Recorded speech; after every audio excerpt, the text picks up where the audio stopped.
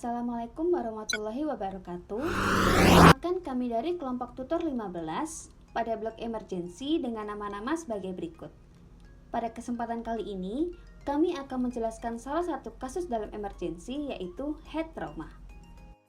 Cedera kepala adalah trauma yang mengenai otak yang disebabkan oleh kekuatan eksternal yang dapat menimbulkan berbagai perubahan, seperti tingkat kesadaran, perubahan kemampuan kognitif, fungsi fisik, fungsi tingkah laku, dan emosional. Cedera kepala dibagi menjadi ekstraaksial dan intraaksial. Pertama yang akan dibahas adalah cedera ekstraaksial. Epidural hematoma terjadi ketika darah terkumpul di antara dura mater dan tabula interna. Hal ini terjadi ketika terdapat fraktur linear pada regiopeterion, di mana os frontal, parietal, temporal, dan sphenoid menyatu dan merupakan bagian tertipis sehingga dapat menyebabkan robeknya arteri meningeal media yang bercabang pada arteri maksilaris sehingga menyebabkan banyak perdarahan.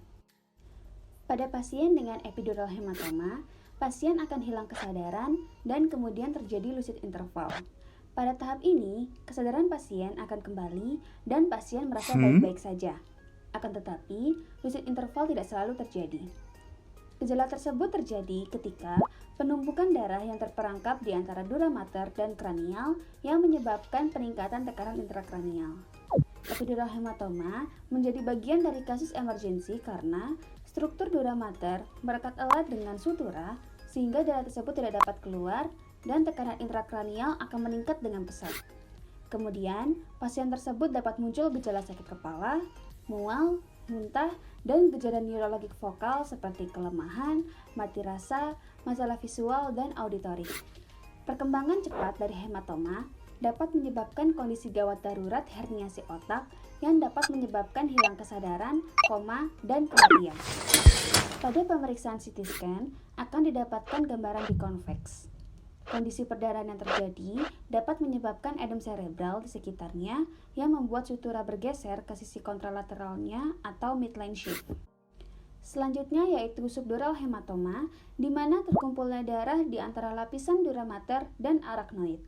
Sumber perdarahan biasanya berasal dari bridging vein yang menghubungkan venous cerebral dengan vena superficial dari kulit kepala.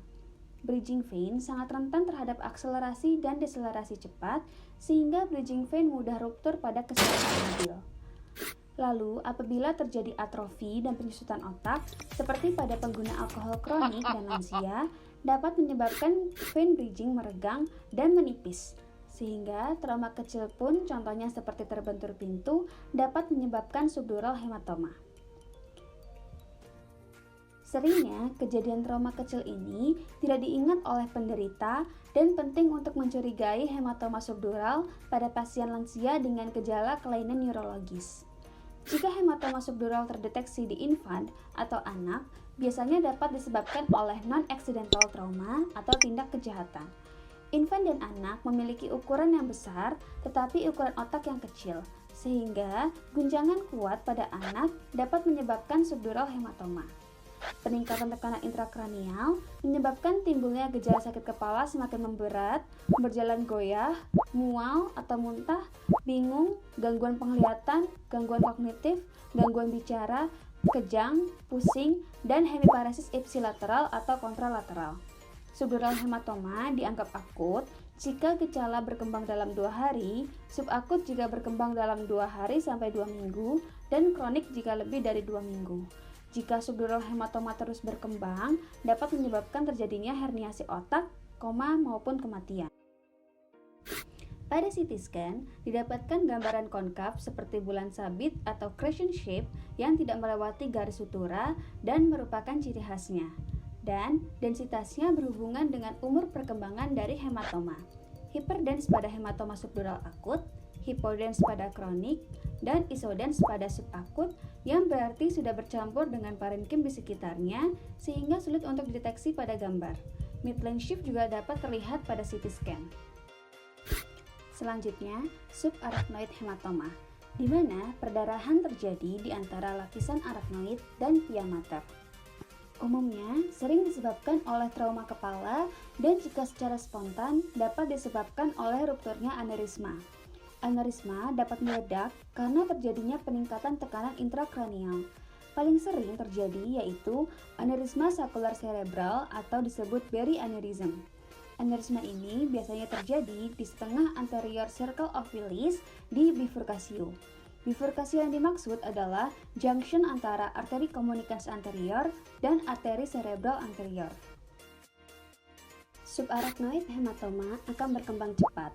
Akan ada thunderlap headache, di mana pasien mengeluhkan ini adalah sakit kepala terburuk sepanjang hidup saya. Haku kuduk, kejang, dan gejala peningkatan tekanan intrakranial seperti muntah, perubahan penglihatan, dan kebingungan. Sekian untuk cedera ekstrakranial. Selanjutnya, kita akan membahas mengenai cedera intrakranial. Yang paling sering terjadi dari cedera intrakranial yaitu diffuse axonal injury yang terjadi karena tegangan paksa pada white matter axons di otak, menyebabkan akson meregang dan putus. Hal ini dapat terjadi contohnya pada akselerasi atau deselerasi cepat seperti pada kecelakaan mobil. Diffuse axonal injuries dapat menyebabkan prolonged post-traumatic coma yang terjadi lebih dari 6 jam, tidak dapat dijelaskan oleh lesi massa seperti hematoma maupun memar.